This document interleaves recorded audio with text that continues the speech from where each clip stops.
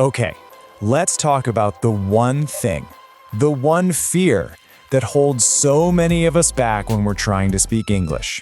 And spoiler alert, it's not about grammar and it's not about how many words you know. It's something much, much deeper. And today, we're gonna face it. You know exactly what I'm talking about, right? That moment when you have all the perfect words right there in your head, but when you go to speak, nothing. It's like your brain just freezes up. It's frustrating, and honestly, it can make you want to just stop trying altogether. And then that's when this little voice kicks in, doesn't it? I can't do this. I'm just not fluent. We tell ourselves this story over and over again until we start to believe it. We build this wall around ourselves. But what if that whole story is just wrong? So let's try something. Let's completely reframe this whole thing. I want you to forget about this being a test that you can pass or fail. Instead, what if we started looking at it like a game? A game that you can actually learn the rules to, and a game that you can absolutely win.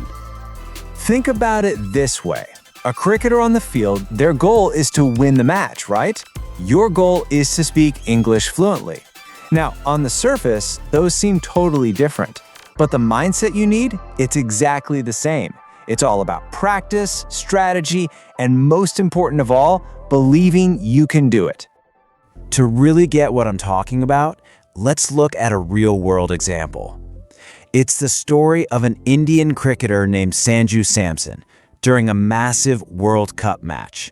And trust me, his journey has a lesson for all of us that has everything to do with achieving our goals. See, Samson's career was anything but a smooth ride. He had some major ups and downs. There were times he wasn't even selected for the team. He had matches where he just didn't play well at all. He knew exactly what failure and disappointment felt like. But then came this one, absolutely critical match. It was his moment. And because he hadn't given up, because he didn't let all those past failures stop him, he was ready. He played an amazing game, and his sheer determination completely changed the outcome. It was a key reason his team even made it to the semifinals. So, what's the big lesson here? It's not really about cricket, is it? It's about something so much bigger. It's about the single most important idea you can possibly apply to your own journey with English. That's it. That's the secret sauce. Through all the times he was left out, through all the bad games, through all the self-doubt, he just kept going. He kept practicing and he kept believing. That is what turns someone into a champion. And it's the exact same thing that will make you a fluent English speaker. I mean, really think about that for a second. What if he had just said, you know what, I'm not good enough, and quit after being dropped from the team? He never would have had that incredible game-winning moment. It would have just been gone. And that's exactly the same choice you face. Every time you make a mistake and you feel that urge to just give up, you're at that same crossroads. Your big moment, your breakthrough, is waiting for you, but you'll only get there if you keep going. So we have to redefine what fluency even means. Fluency is not about being perfect. It is not about never ever making a mistake. Fluency is simply the result of practicing, being a little patient with yourself, and building that confidence that only comes from trying and trying again. You have to make this mental switch. Please hear me on this. Every single time you make a mistake, it's not a failure. It's a rep.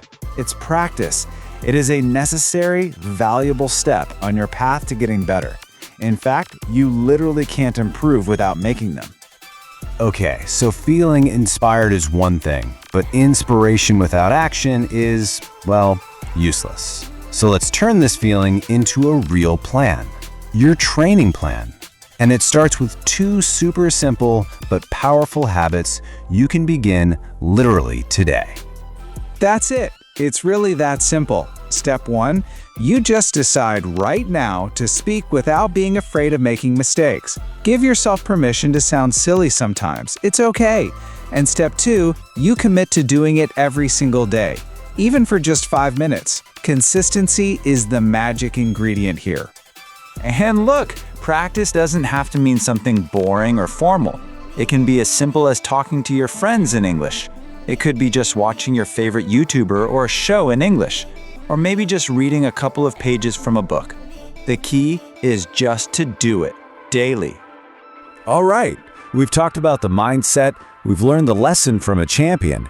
Now, it's your turn. The warm-up is officially over. The game starts right now, and it's time for you to step up and get on the field. So I'm not going to end this with a neat little summary. Instead, I'm going to leave you with a task, a challenge. This is a personal promise I want you to make, not to me, but to yourself, for your own goal. This right here, this is your new mantra. I want you to say it out loud with me. I will practice speaking English every day. Write it down, put it on your wall, whatever you have to do. Make it your commitment. Because success doesn't happen by magic. It happens because you show up and you practice. So never ever give up. Your moment is coming.